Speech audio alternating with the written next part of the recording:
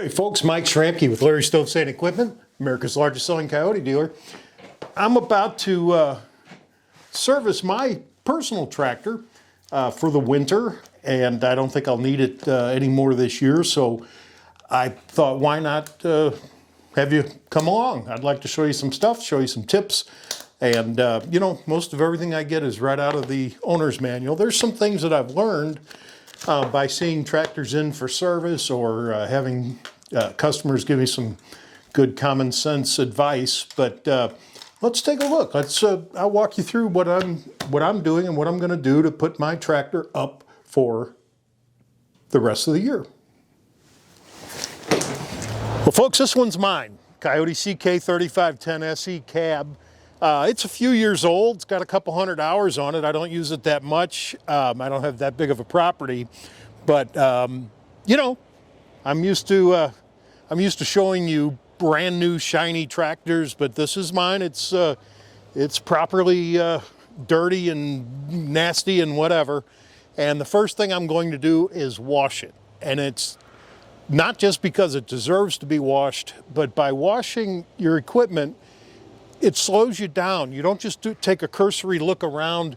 You're touching the machine, you're going around, and you're seeing things that maybe in your haste to do all the projects you use the tractor for, maybe you hadn't noticed before. So first thing I'm going to do is wash it. Big advantage of doing it here is we've got really cool equipment. That pressure washer is amazing. I keep all of my cleaning chemicals over here. Everybody knows they're not allowed to touch them. That's Mike's little area.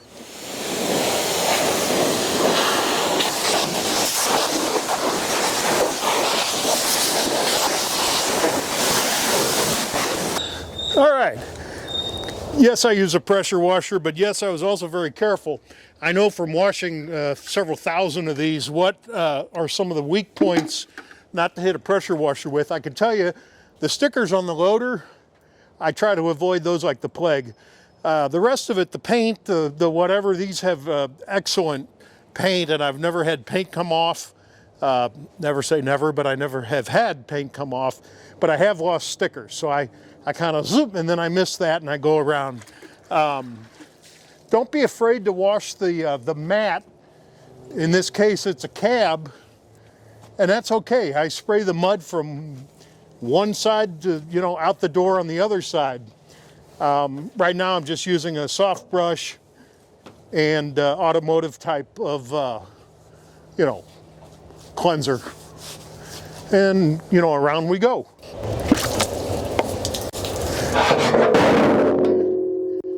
That's why you never leave the loader up. You never leave anything in the bucket, because it's just silliness.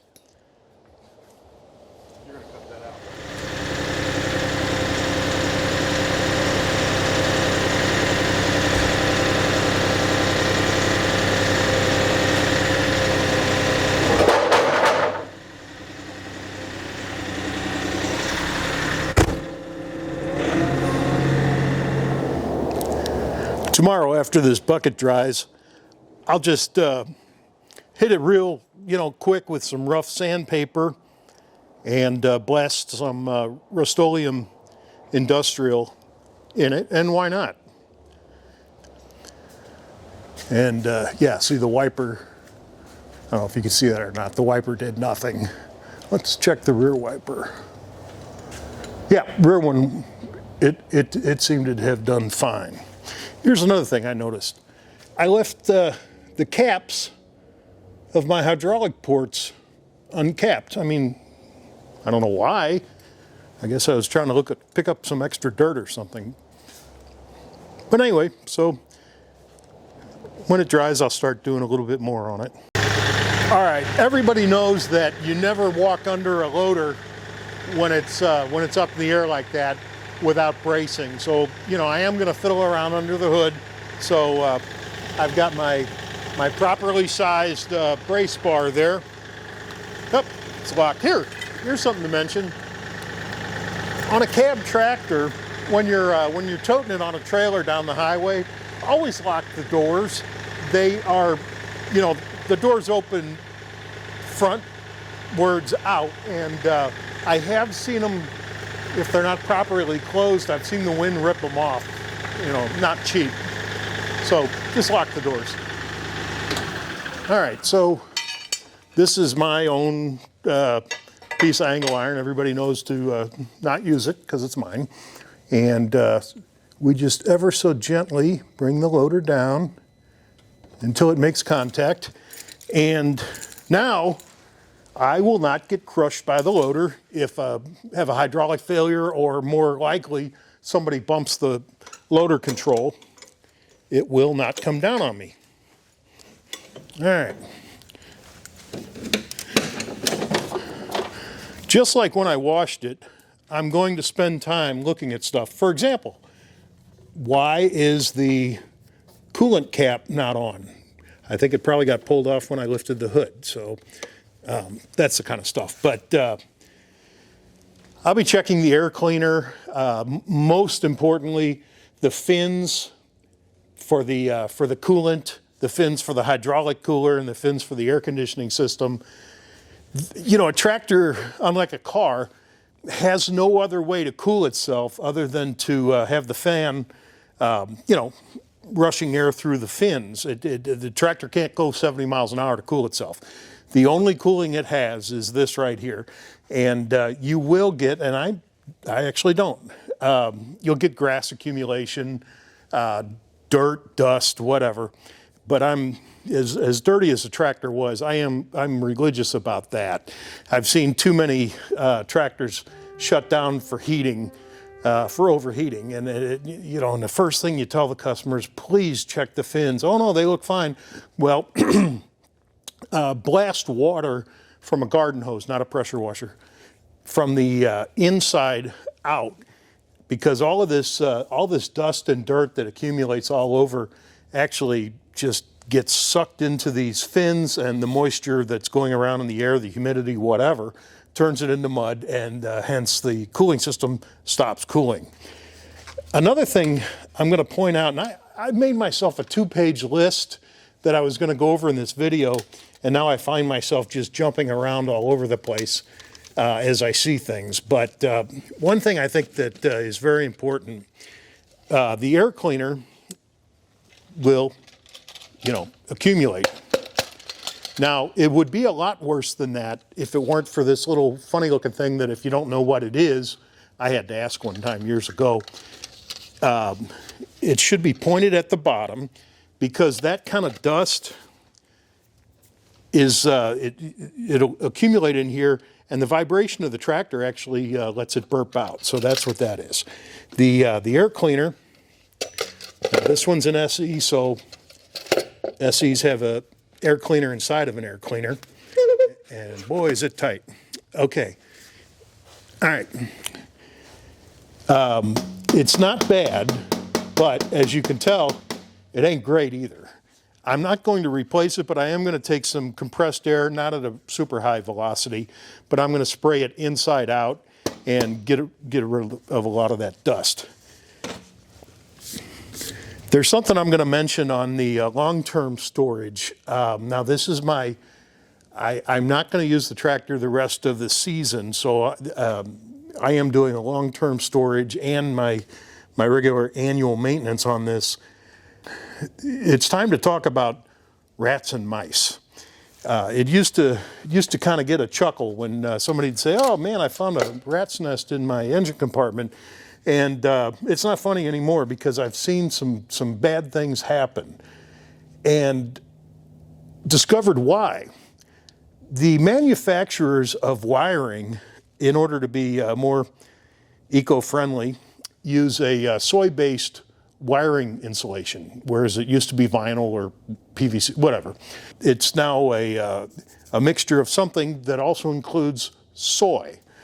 Rats and mice love soy, so it's like it'd be like me making the components of the tractor out of Cheetos. The rats and mice will gnaw until they can't gnaw anymore, and the least troublesome thing that will happen is you'll have to have the tractor towed in, and we'll have to run down the wiring that needs to be replaced. In escalating forms of what could happen next, the next worst thing that could happen is they could gnaw and cause a short and short out wires and or the ECU, the electronic component, electronic control module, the computer, and I've seen that happen. And the worst thing that can happen is they could gnaw enough to where it actually sparks and catches fire and burns up the tractor and the barn and anything else that's around it. So what do you do?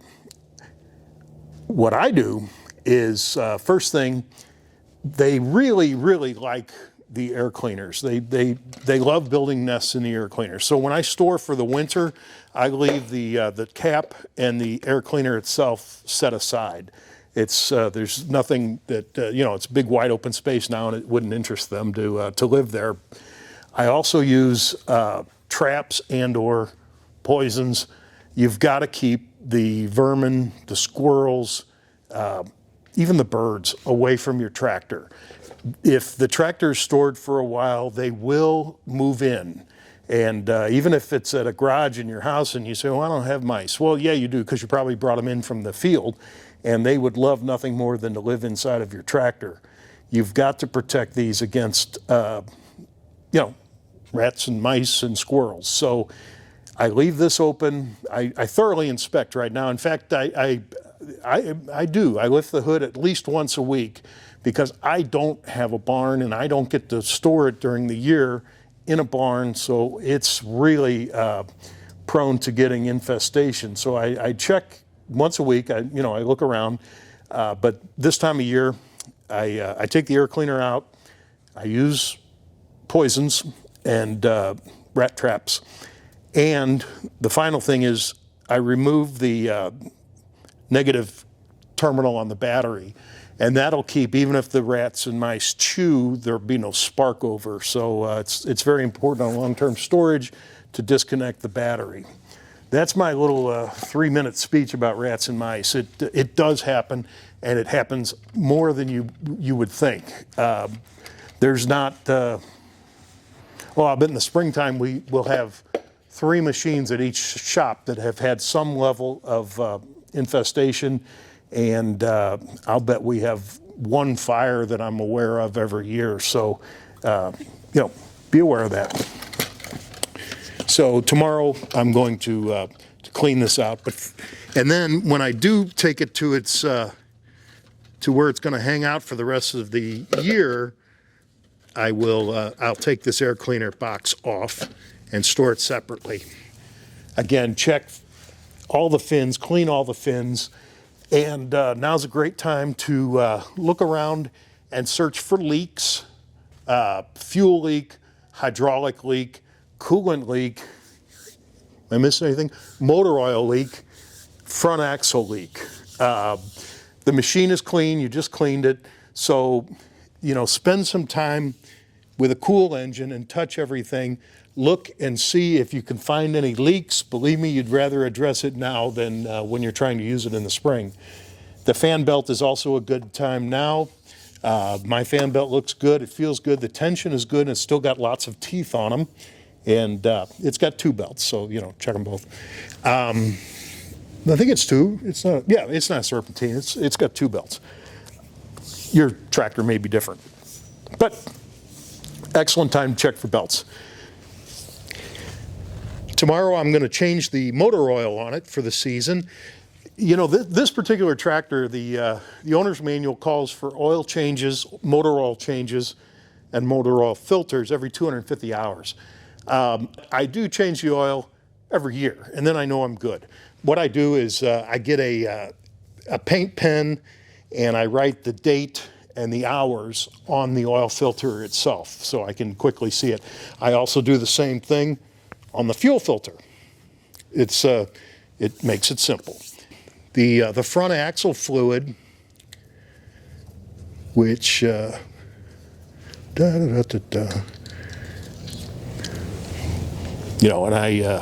I typically, although I haven't changed this yet, but when I do, I will write the hours on the cap. A word about dipsticks.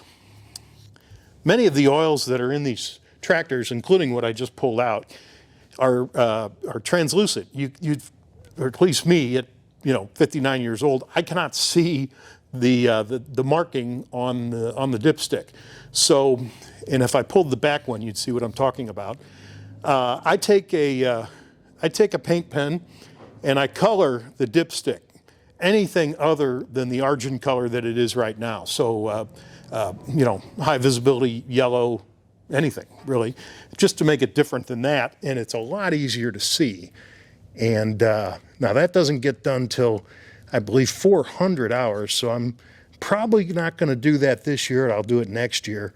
And when I do, believe me, I'll write the hours on it. This is also the time to check the snugness, the torque on all of the essential nuts and bolts. And by essential, I mean the ones that can hurt you if something goes terribly wrong. And again, I mark them, and I will torque these with a torque wrench. The specs are in the owner's manual, how many pounds-foot of torque these get, or the lug nuts get, or whatever. And if they're off, I will torque them correctly and then use a different color marking. But throughout the season, I can walk right by the tractor, and I do, and I make sure that the line on that chassis lines up with that bolt right there, and I know that it has not moved. It's also important to do your wheels. My paint is almost wore off, so when I check the torque on these lug nuts, I'll mark them. Yeah, the paint's getting old there. Very important.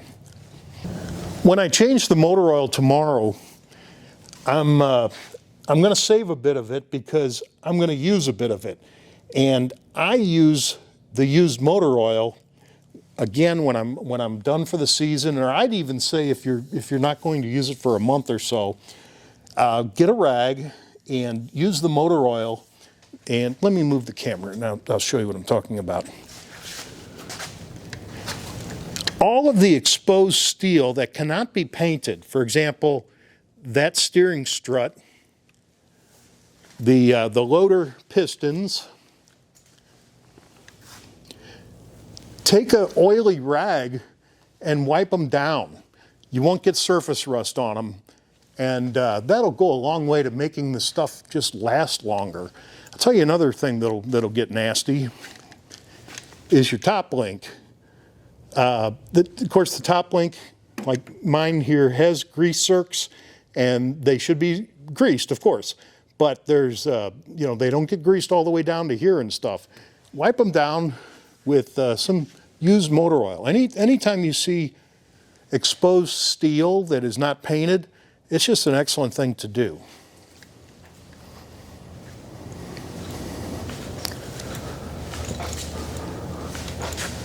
This is also a great time to go around the tractor and find what needs to be touched up.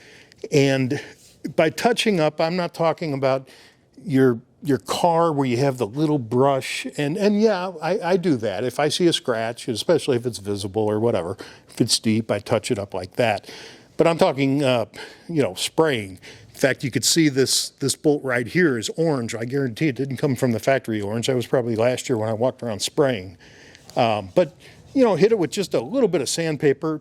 You're not looking for neatness. You're looking for, protection. And just hit it with some spray. I went over to my stash of chemicals. I am a fanboy of the Rust-Oleum Professional Series primer and paint.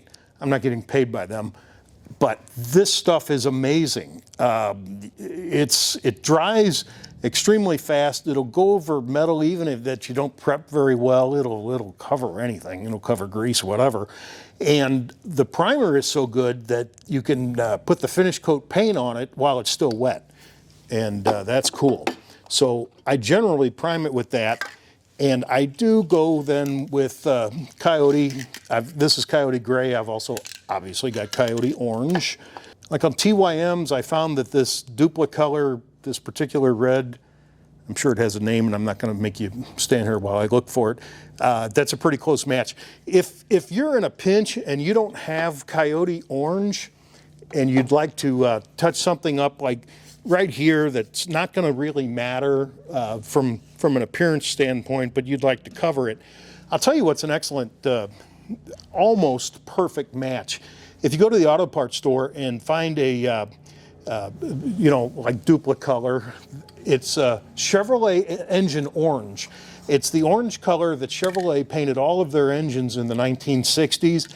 I mean, it's just, I don't think I could tell the difference. And I have used that. It's a really good match. So that's a good one. I also buy on Amazon these little, they look like Q-tips, little disposable applicators for spray paint. I don't buy the bottles, the little dry thing, the little bottles that you use one time and then next year they're dry. I spray some spray paint onto a piece of paper, and I use these. I dip and I use it. So a lot quicker. Anything you can do to make this routine quick, efficient, easy. Have your chemicals on at hand. There's a better chance you'll actually do it. So those are my paints. I mentioned using motor oil for surfacing. To keep from getting surface corrosion on the exposed pieces like this. What else I use it for, and I knew I wanted to say this and I forgot. I also use a oily rag of used motor oil for the rubber hoses, for the door seals, and anything else that the radiator hoses, anything else that's rubber, you can use Armor All or whatever. These are tractors. Do you want to spend a bunch of money on Armor All? Motor oil, used motor oil is a good one. I just noticed something else the tractor will need.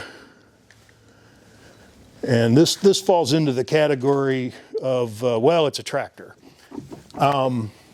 This seat separated. And if the tractor was less than 2 years old, that would be under warranty. This tractor is not under 2 years old, and that means Gorilla Tape. I'm not going to buy a new seat cushion for it. I'll just Gorilla Tape it. But I will do it because it'll just get worse and worse and worse. Water will get in there, and you know how it goes. Another thing I noticed that bothers me a little bit, the shift on this, low, medium, high, neutral, I've noticed the last several months, I kind of have to do that. And that's just because I've probably let the lubrication down there in the linkage lapse. So I'm going to get some white lithium and I am going to spray that because that's annoying. And this is the time of year you want to do that. Also check all my lighting. When do you know that your lights have failed? At nighttime. So now would be the time to go around. Cab tractors, for example, have spotlights in the front and the back and the headlights and all that stuff. So excellent time to check all the lighting. I just saw something that I thought I'd mention. It has nothing to do with yearly maintenance. I don't know if the camera catches it. Can you see this ring, this bottom to top dent? It's all the way around the cutter, and of course the paint's chipped off.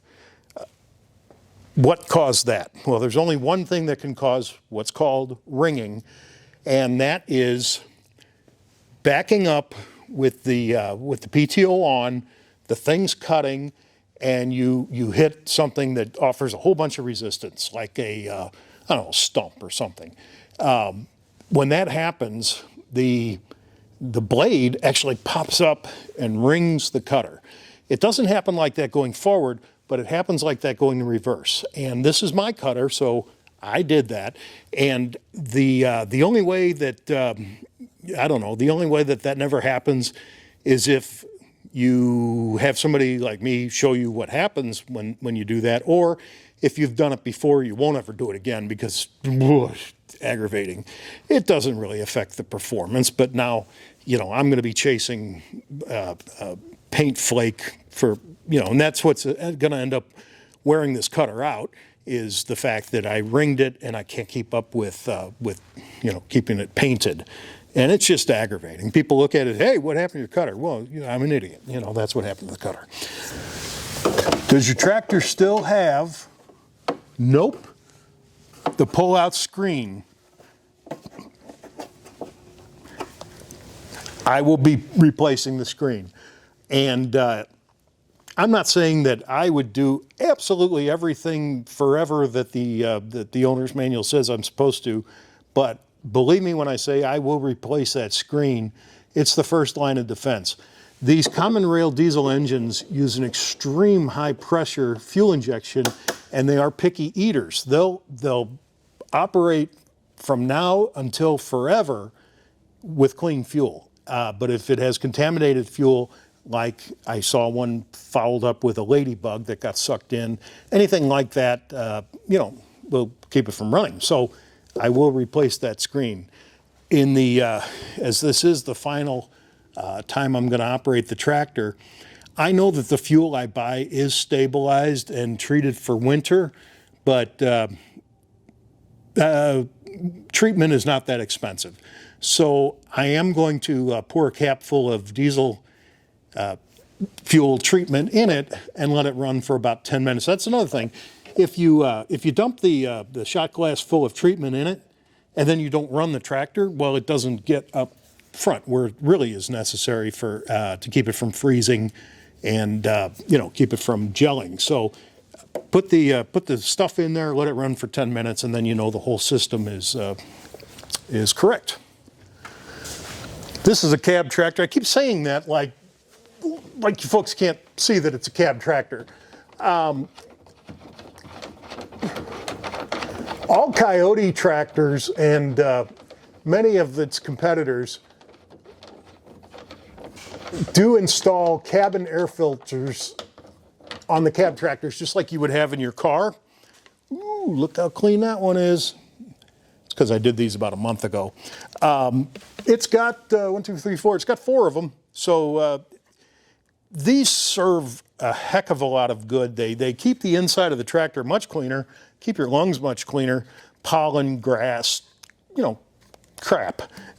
It works real well. Now, if they don't need it, just and then put them back. You'll know when they need to be replaced.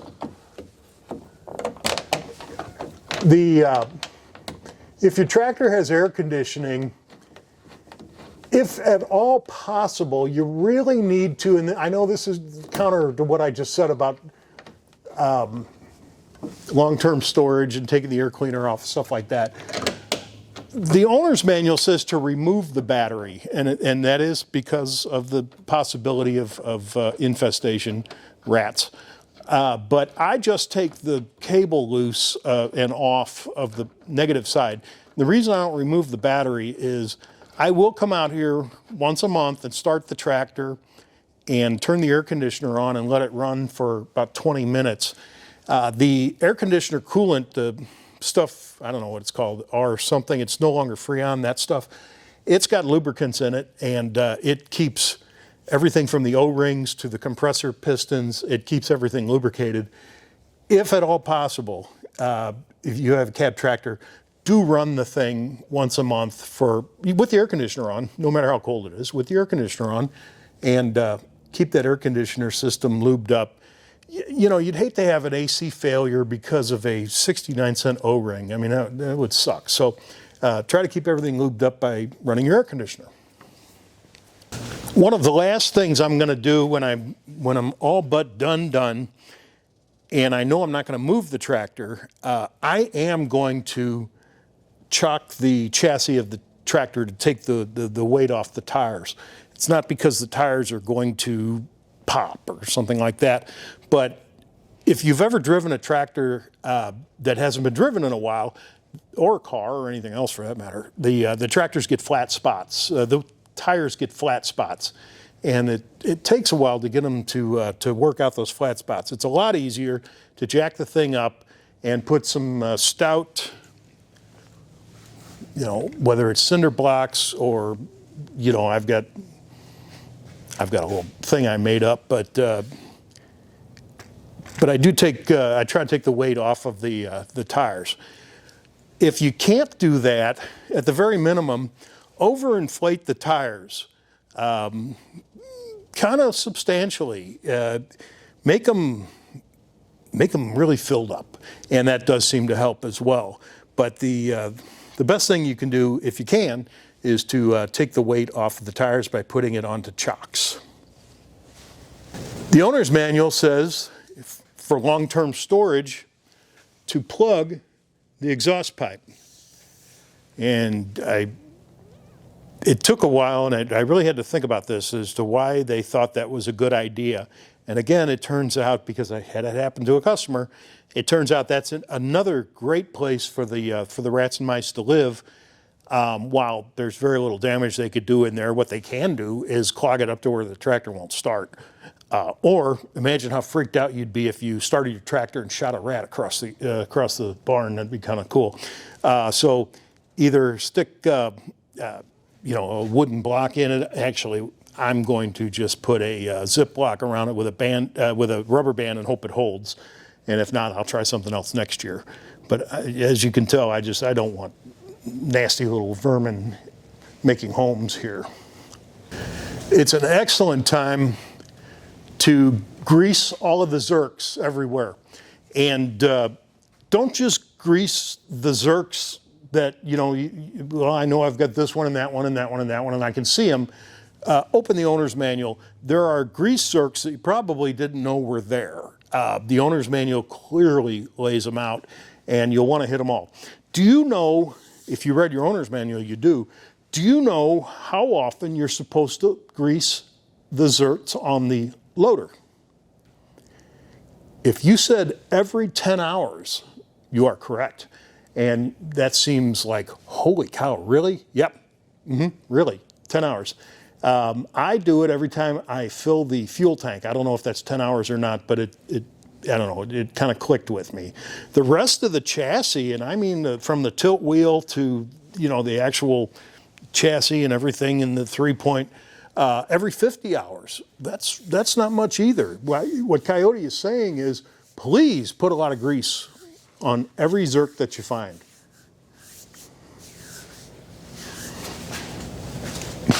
And use a colored grease. And every once in a while switch colors. Right now I'm in my red period. And next year I might go to blue.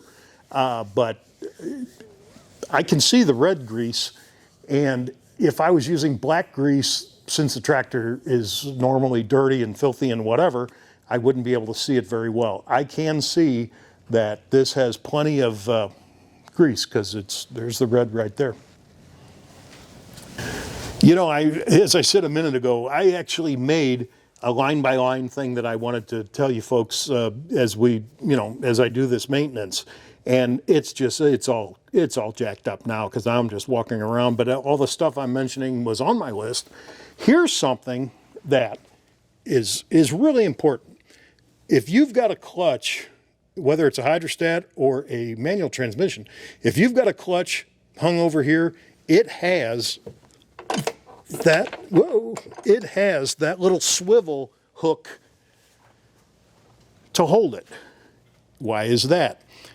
In long-term storage or cold weather, even if you use the tractor every day, if you're in an area that gets like bitter cold, you need to separate the clutch from the pressure plate, because any internal moisture will freeze the clutch and the pressure plate together, and you won't be going anywhere.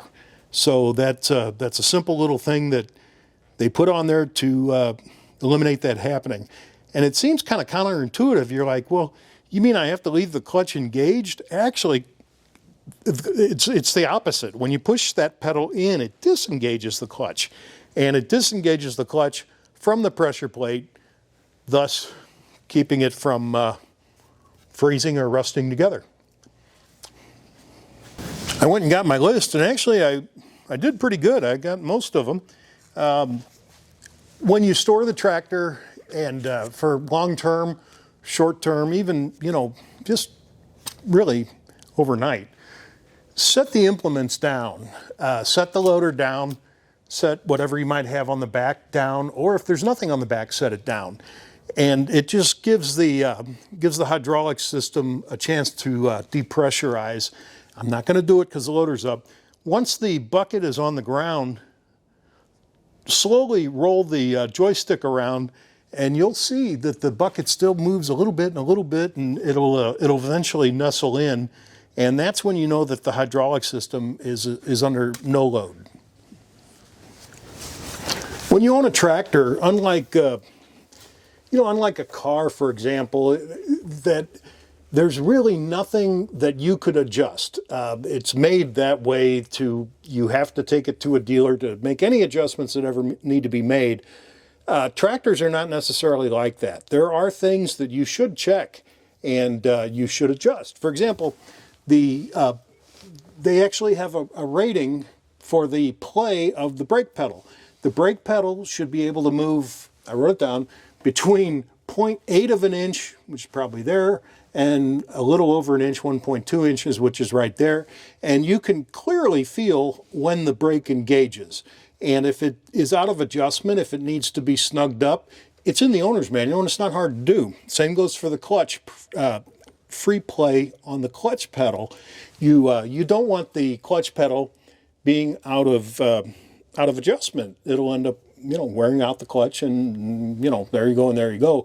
And another thing is the alignment, the toe in.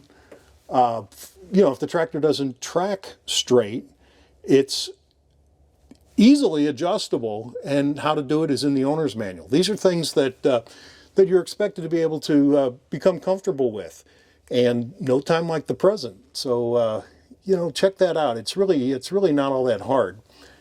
I mentioned I was going to change the motor oil tomorrow. I get a lot of people ask, do I have to use Coyote motor oil? And well, we'd certainly prefer it, but no, you don't. And to keep it under warranty, you don't. Any high quality motor oil with an API CJ rating, and that just means Tier 4 diesel, is cool. And what I do, and I tell people this, and if you've watched another video I did a long time ago, I don't mean to bore you with repeating the same thing, but I think common sense, if you have us change the oil all the time and you ever have an oil-related catastrophic failure of an engine that's under warranty, it'll be easily proven that, look, you've changed the oil every here, and here. I've got the dates, I've got everything on file. If you change your own oil, which is perfectly cool, save the receipts. And, that's a strong argument right there. Here, I bought a filter and motor oil here, and here. So, yeah, no, it wasn't me, I've never seen Coyote, but why not? It's just common sense. I mentioned lubricating every Zerk and to use the manual to find them all. Now's a good time to check all of the fluid levels and to replace them if needed. The coolant, there again, you can use any quality ethylene glycol motor oil. Please don't put motor oil in the radiator. Ethylene glycol coolant. The green stuff, and at a 50-50 mix, just like you would in your car or your truck. The motor oil, you can use Coyote lube, and if you do, the Coyote lube is weighted at 15W40, and that's cool. You can also use 1030 or 1040 if you feel that you're in a part of the country that would be better served by a motor oil with a different weight, and that's perfectly fine. Those are the three weights that they're cool with. 1030, 1040, or what came in at 1540. The hydraulic system and the transmission, in the owner's manual, they call it transmission fluid. And I don't know if it's a regional thing here, but we always call it, hydraulic fluid. But the transmission fluid, or as I like to say, hydraulic fluid, any high quality UTF, and UTF stands for Universal Tractor Fluid. And if you're at a store and you see, if you're at Sam's, and you see they've got Sam's brand UTF or, mobile fluid. Get the mobile fluid, get the good stuff. But there again, any quality. In fact, the book even points out premium brands such as Coyote Lube, Donax, Mobile Fluid, Exxon, BP, all cool. The front axle, and again, all this is in the book, the front axle takes, you have a choice there. You can either use SAE 90 weight, so 90 weight gear oil, you probably have that in your F-150, or you can use the UTF, the same stuff you use in the hydraulic system transmission of the tractor. Here at the store, when we service a tractor, we use 90 weight gear oil, but the book clearly states you can use either. I mentioned on the grease, if you can, use a colored grease. It's easier to spot from a distance. The cabin air filters and the engine air filter, I mentioned that removing it if it's going to be in long-term storage may help hinder little furry friends that want to live with you. That's what I do at the end of the season with my CK3510. And, I wish I kept it cleaner. I wish I washed it more often. But I do the maintenance. I'd be terribly embarrassed if, I had something fail because, I'm supposed to know better. And I do keep the maintenance up. And this is a great tractor. I mean, I couldn't have bought a better one for my needs. I love it, love it, love it. I do like the new one better. This was one of the original CK3510 SEs when they first came out. Before they offered one in a open station, the cabs were first. And for about 4 months, they made them with the manual PTO. So clutch, engage, and let the clutch out for the PTO. Cool, no problem, whatever. And I never gave it another thought until on the newer SEs, they came standard with the electric over hydraulic PTO, and I'm like, oh, should I trade it? Well, no, I shouldn't trade it just because of that. But the electric one is mighty cool, that's for sure. Everything I've said kind of applies to any implements that you have. Check the owner's manual on your implements. Now would be the time if, of course, to check fluid levels, but if the fluids need to be changed, if you've got a tiller with a cracked tine, it'd be a great time to put a new tine in it, box scraper, whatever, and I'll do all that too. I've got a grapple, as you saw. I've got a grapple for this. I've got a stump bucket, which really, that can't have anything wrong with it unless I broke a tooth, which I didn't. The cutter, which that cutter's getting old. I am gonna lift it up and chock it and look under there and make sure that the blades are not bent, make sure that everything looks like it should, and I'll pressure wash the nasty grass and spray it quickly, not looking for quality, but looking for, just to cover the surface rust. So do that, and if you have any questions, we're good at this, and what I don't know, believe me, the guys in service do. So if you have any questions, and whether you bought a tractor from me or not, it doesn't matter. If you've got a question about maintenance or anything else, don't guess. I mean, feel free to call us. We would welcome, imparting a little knowledge. Our number is 615-956-0334, 615-956-0334. You can email us. We get email questions all the time. I had one today from a guy in Wisconsin. He said that his DK4710, and I bet he sees this video. His DK4710 cab has a mirror has a front headlight that has fogged up on the inside. It's got moisture on the inside, and he asked, is there some way that he can fix that or whatever? And tractor's less than 2 years old. That's under warranty. He needs to go to his dealer, and that's what he's going to do. So we get questions like that all the time. So you can email us, sales@lsetractor.com or service@lsetractor.com. Doesn't really matter which one you send it to. We'll get it to the right person. If you have a question, by golly, if we don't know the answer, we'll make something up and it'll sound convincing. Anyway, winter maintenance. It's time. It's time to start thinking about it. It's time to start doing it. Thank you for watching the video. I hope I didn't drone on too long, and appreciate it. Thank you.